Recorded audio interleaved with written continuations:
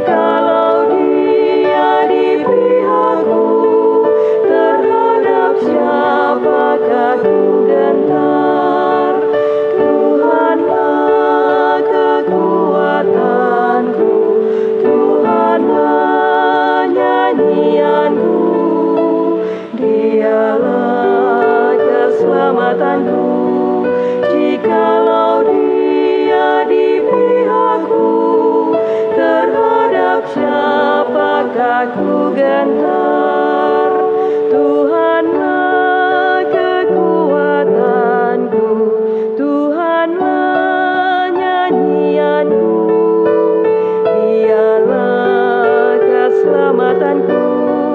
Jikalau Dia di pihakku, terhadap siapakah ku gentar?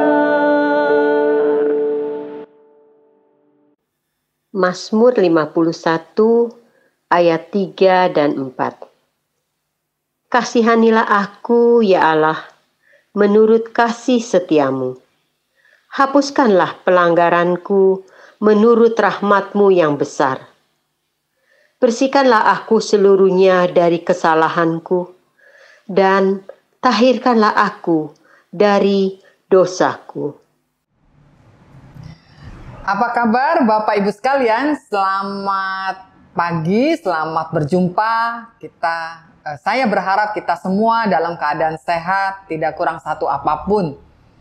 Nah, saudara, pada pagi hari ini kembali kita akan mendengarkan firman Tuhan. Namun sebelumnya saya mengajak kita bersatu di dalam doa.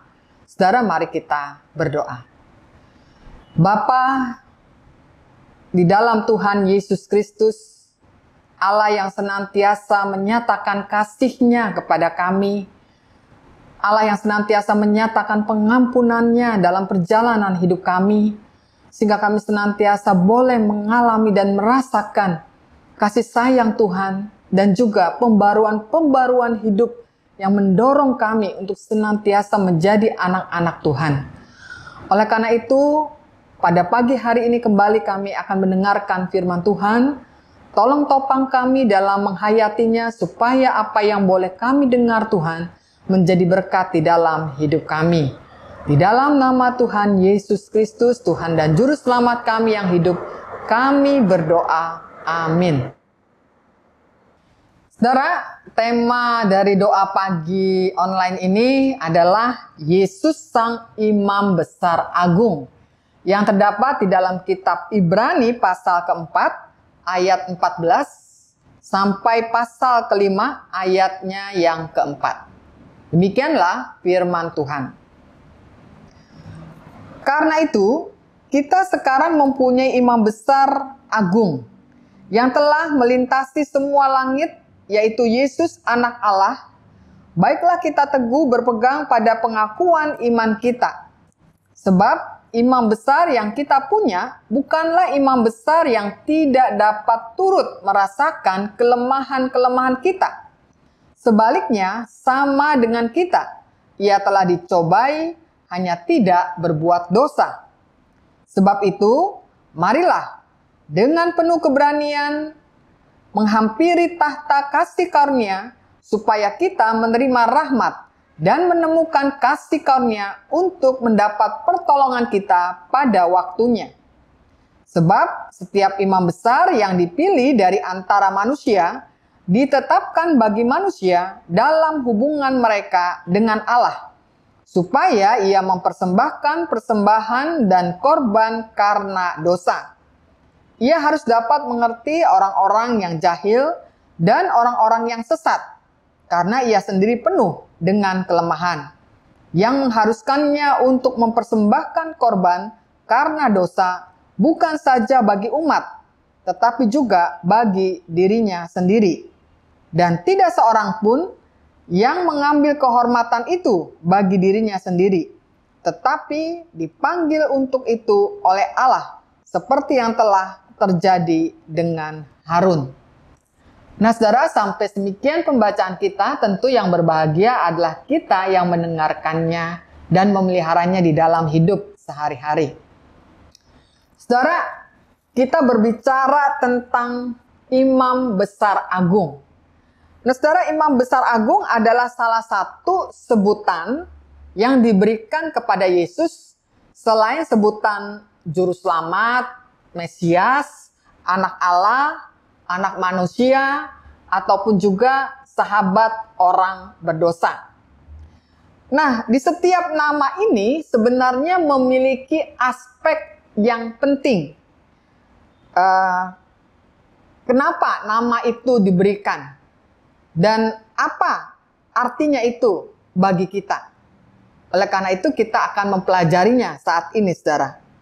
Di dalam kitab Ibrani, dan ini adalah satu-satunya kitab, saudara, yang justru menjelaskan bahwa Yesus memiliki gelar imam besar agung. Kenapa Yesus diberikan gelar imam besar agung? Kalau kita perhatikan, saudara-saudara, kita juga perlu tahu apa jabatan imam besar itu dan apa fungsi mereka. Kalau kita memperhatikan di dalam perjanjian lama, saudara, imam besar itu punya 3 tugas utama. Apa saja? Yang pertama adalah menanyakan kehendak Allah melalui Urim dan Tumim. Lalu yang kedua adalah sebagai pengantara atau mediator antara Allah dan umatnya. Dan yang ketiga adalah mempersembahkan korban perdamaian kepada Allah berupa korban penghapus dosa atau yang disebut dengan asyam, dan penghapus salah atau yang disebut dengan hatat. Nah, saudara, dengan 3 tugas utama dari imam besar ini, maka kita melihat bahwa imam besar ini adalah satu-satunya imam ya yang mempunyai atau diizinkan begitu ya, diizinkan masuk ke ruang Maha Kudus. Jadi imam-imam lain ya, walaupun mereka memiliki gelar imam, mereka tidak dapat masuk karena ini ruang Maha Kudus adalah khusus untuk para imam besar itu. Nah, karena itu seorang imam besar adalah orang yang dipilih, orang yang dikhususkan. Imam besar adalah berarti juga orang yang diurapi Allah. Nah, kalau ini dikaitkan dengan orang yang diurapi Allah, maka kita mengingat kata Mesias. Karena Mesias itu adalah orang yang diurapi. Nah, karena itu kita melihat bahwa Yesus juga sesungguhnya diurapi Allah. Di mana kita tahu bahwa Yesus diurapi Allah? Kalau kita membaca Markus 1 ayat 11, dikatakan di sana, inilah anak yang kukasihi, kepadanya lah aku berkenan. Jadi ketika Yesus dibaptis, ya, di sanalah dikatakan, inilah anak yang kukasihi, kepadanya lah aku berkenan. Jadi di sanalah Yesus diurapi sebagai Mesias. Namun saudara, ada pertanyaan lagi atau ada sanggahan lagi. Kalau memang Yesus sebagai imam besar agung, bukankah imam besar itu di dalam perjanjian lama itu sifatnya diwariskan atau diturunkan? Misalnya kalau kita ingat imam besar pertama itu kan adalah Harun ya. Jadi Harun adalah seorang imam besar pertama yang diturunkan kepada anak-anaknya. Nah, sedangkan Yesus, dia kan bukan keturunan Harun. Yesus dikenal sebagai keturunan Daud. Jadi bagaimana mungkin Yesus bisa disebut sebagai seorang imam besar? Nah, menjawab hal ini, saudara, kita juga harus mendasarkannya di dalam kitab Kejadian pasal 14 ayat 18 sampai 20. Kita bisa mengingat atau mencatat di sana kisah pertemuan antara Abram dengan imam besar yang disebut dengan Melkisedek. Nah, imam besar ini bukan imam besar yang diwariskan atau keturunan. Ya. Nah, pertemuan dengan imam besar Melkisedek itu tercatat di sana. Dikatakan bahwa Melkisedek adalah Raja Salem yang membawa roti dan anggur. Ia seorang imam Allah yang maha tinggi. Lalu ia memberkati Abram, katanya, Diberkatilah kiranya Abram oleh Allah yang Maha Tinggi, pencipta langit dan bumi, dan terpujilah Allah yang Maha Tinggi, yang telah menyerahkan musuhmu ke tanganmu. Lalu kemudian, dengan pertemuan itu, Abram memberikan persembahan 1/10 dari miliknya. Dan disinilah kita melihat, ya, ketika Abram sudah memberikan persembahan itu, maka tokoh Melkisedek ini disebut sebagai imam Allah yang Maha Tinggi. Nah, siapakah sebenarnya Melkisedek ini? Di dalam surat Ibrani pasal 7 ayat ketiga dinyatakan di sana Melkisedek itu adalah seorang yang tidak berbapak dan juga dikatakan tidak beribu, tidak bersilsilah, harinya tidak berawal dan hidupnya tidak berkesudahan, dan karena ia dijadikan sama dengan anak Allah, ia tetap menjadi imam sampai selama-lamanya. Nah, tokoh Melkisedek ini yang adalah seorang imam ini yang tidak berawal dan juga tidak berkesudahan, berarti imam ini adalah imam yang kekal. Nah, kalau dia kekal, itu tidak lain adalah Allah sendiri. Karena itu, saudara, gelar atau jabatan Yesus sebagai imam besar agung itu sekali lagi di sini tidak dikaitkan dengan jabatan imam besar menurut Harun, tetapi menurut garis Melkisedek.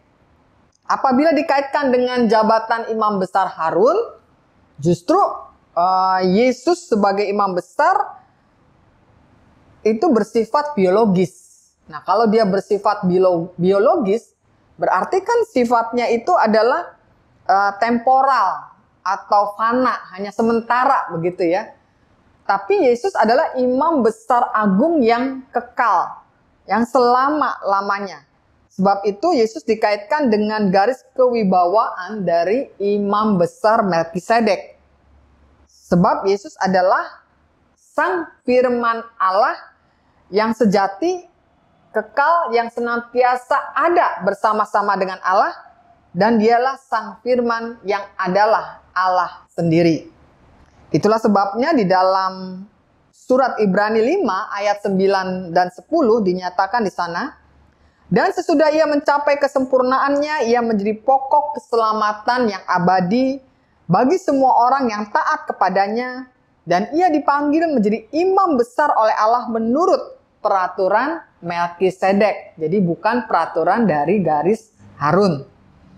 Keimaman Yesus ini selaku imam besar menurut Melkisedek memiliki kedudukan dan kuasa sebagai sumber keselamatan.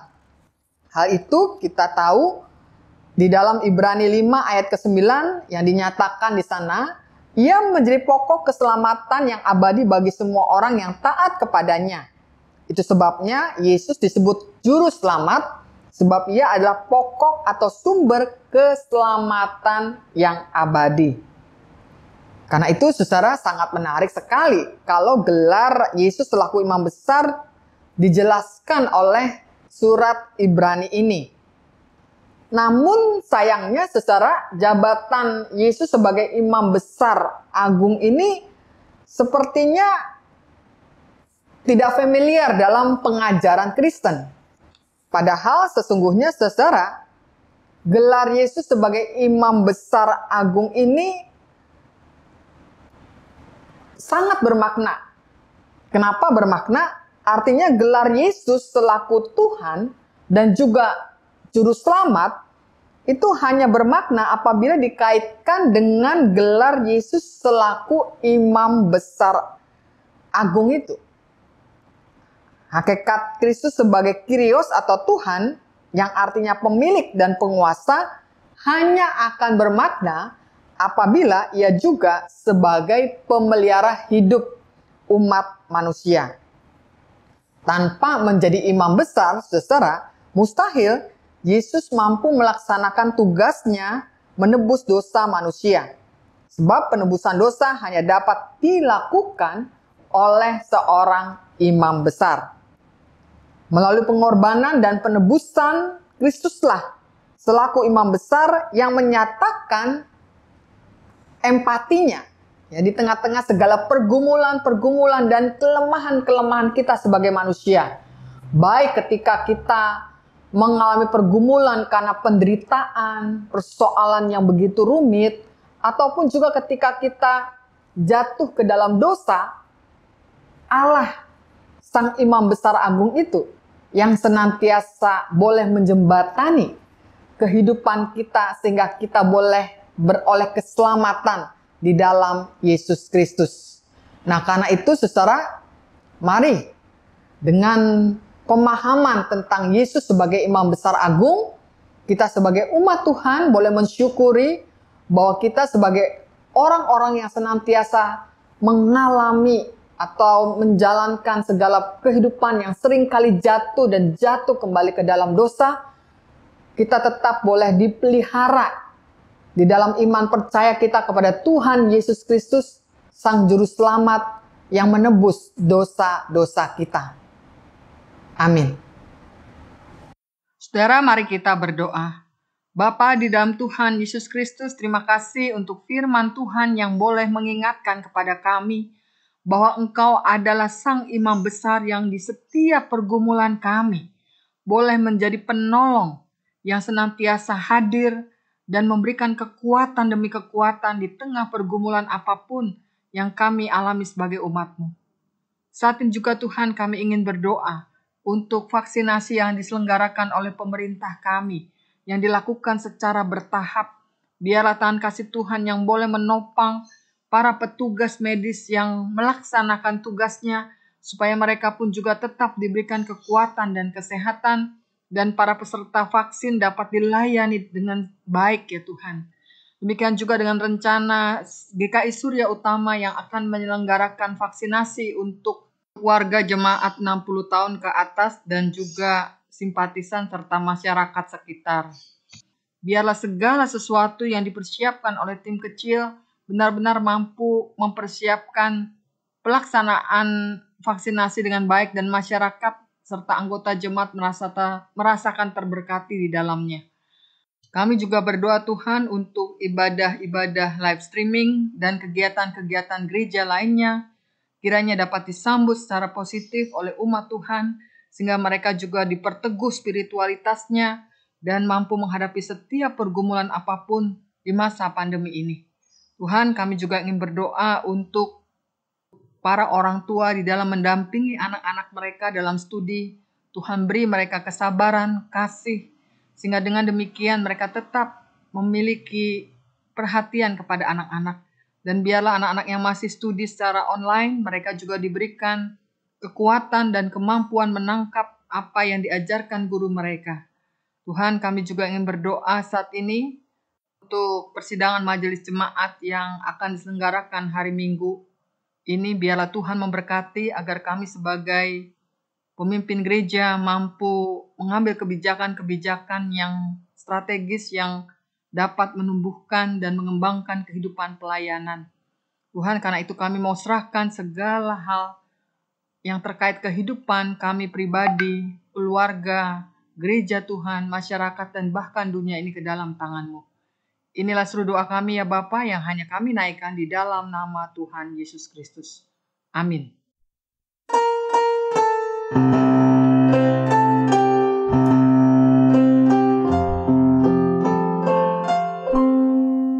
Kasih Tuhan